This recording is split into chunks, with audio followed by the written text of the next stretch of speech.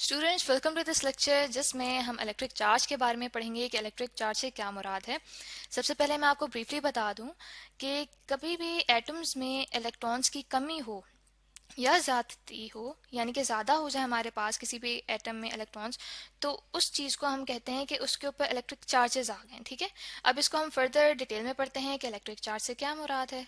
अब हम ये जानते हैं कि जो मैटर होता है, कोई भी सॉलिड हो गया, लिक्विड हो गया या गैस होगी, वो किससे बनता है हमारे पास? वो बनता है एटम से। ठीक है, ये जो हमारे पास स्टेट्स है मैटर की, ये मिल के बनती हैं एटम से। और एटम्स हमारे पास किस चीज़ से बनता है? एटम हम जानते हैं कि जैसे उसके अंदर हमारे पास होता है न्यूक्लियस। ठीक है, न्यूक्लियस में होते हैं न्यूट्रॉन्स प्लस प्रोटॉन्स। ठीक है, और ये जो न्यूक्लियस होता है, इसके गिर्द हमारे पास मौजूद होता है इलेक्ट्रॉन, जो कि इस न्यूक्लियस के गिर्द रिवॉल्व कर रहा होता है। ठीक है, जैसे यहाँ पे मैंने आपको शो कर दिया। अब क्या होता है इसमें कि अगर ये इलेक्ट्रॉन मैं इसमें से निकाल दूं, ठीक है, अगर मैं इसको निकाल दूं इस एटम में से, तो इसके ऊपर मैं कहूँगी कि इसके ऊपर पॉजिटिव चार्ज आ गया है।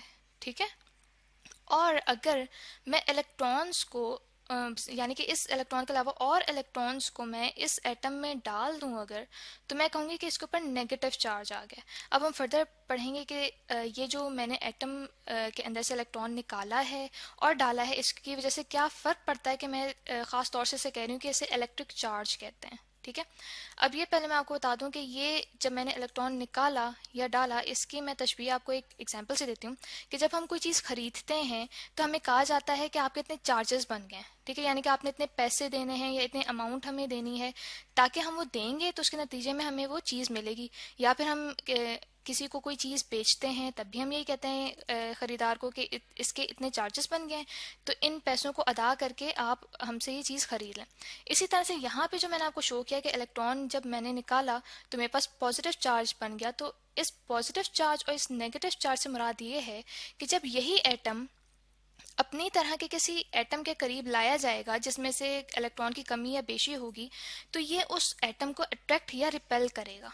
सही, तो यहाँ पे मैं आपको और समझाने के लिए फर्दर डिफाइन भी कर देती हूँ कि फॉर एग्जांपल जो चार्ज है, यहाँ पे मैंने आपको डिफाइन किया कि दो किस्म के हैं, एक है पॉजिटिव, ठीक है, और एक है नेगेटिव। तो यहाँ पे मैं उनके दरमियान में डिफरेंस आपको बताती हूँ। ठीक है, कि अगर इन दोनों के दरमियान में डिफरेंस लिया जाए तो सबसे पहला डिफरेंस ये है कि जो पॉजिटिव है, पॉजिटिव मेरे पास चार्ज तब आएगा जब मेरे पास इलेक्ट्रॉन्स की कमी होगी।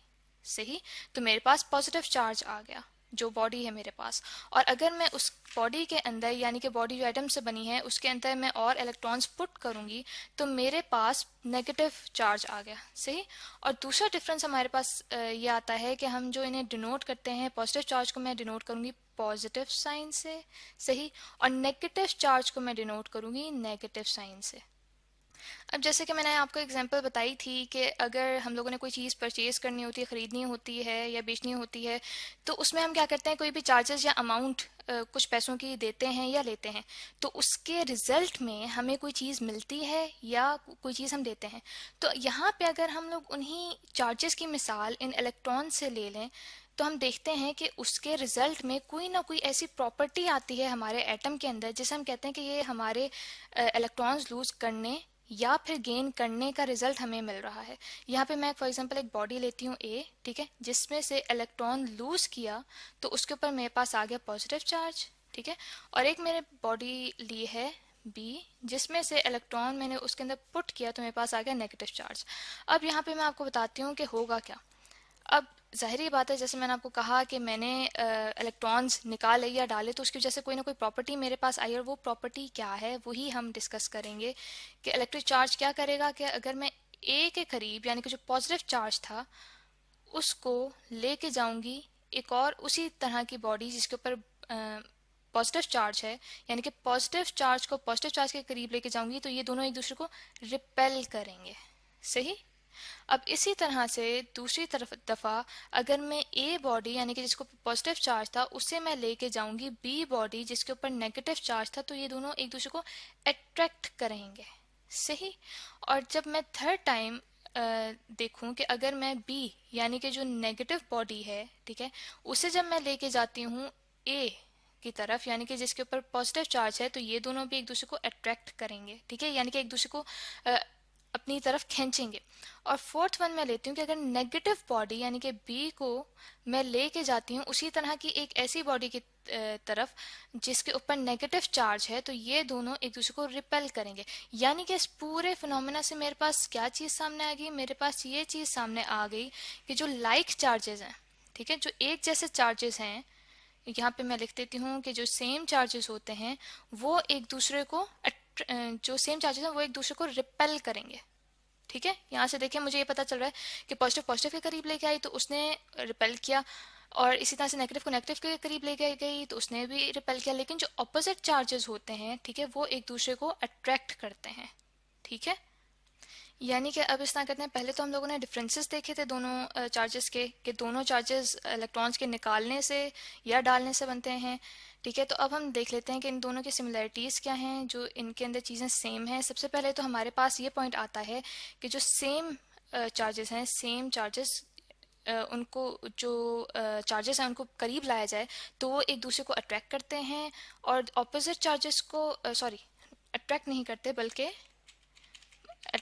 बल्कि रिपेल करते हैं। ठीक है, और अगर ऑपोजिट को करीब लाया जाए तो वो दोनों एक दूसरे को अट्रैक्ट करेंगे। इसी तरह से जो मेरे पास सेकंड आती है इनकी खूबी, वो आती है कि ये जो मेरे पास चार्ज है ये स्केलर क्वांटिटी है। ठीक है, इसकी कोई डायरेक्शन नहीं होती, ये अपनी जो बॉडी है उसकी एक इंट्रिंसिक प्रॉपर्टी है। इंट्रिंसिक से मुराद कि ये कोई आर्टिफिशियल मैंने क्रिएट नहीं की, ये नेचुरल एक प्रॉपर्टी है जो उस बॉडी के अंदर आ जाती है जब उसमें से इलेक्ट्रॉन्स निकलें या फिर उसके अंदर इलेक्ट्रॉन्स आएँ। ठीक है, ये कोई आर्टिफिशियली मेड प्रॉपर्टी नहीं है। ठीक है, और इसके बाद जो थर्ड, अगर मैं इनके अंदर सिमिलैरिटी देखूं तो थर्ड सिमिलैरिटी मेरे पास आती है कि इसका जो यूनिट है दोनों चार्जेस के लिए, यूनिट मेरे पास है कूलम। ठीक है, इसका चार्ज मैं यहाँ पे लिख देती हूँ, सॉरी यूनिट लिख देती हूँ कि वो कूलम होता है।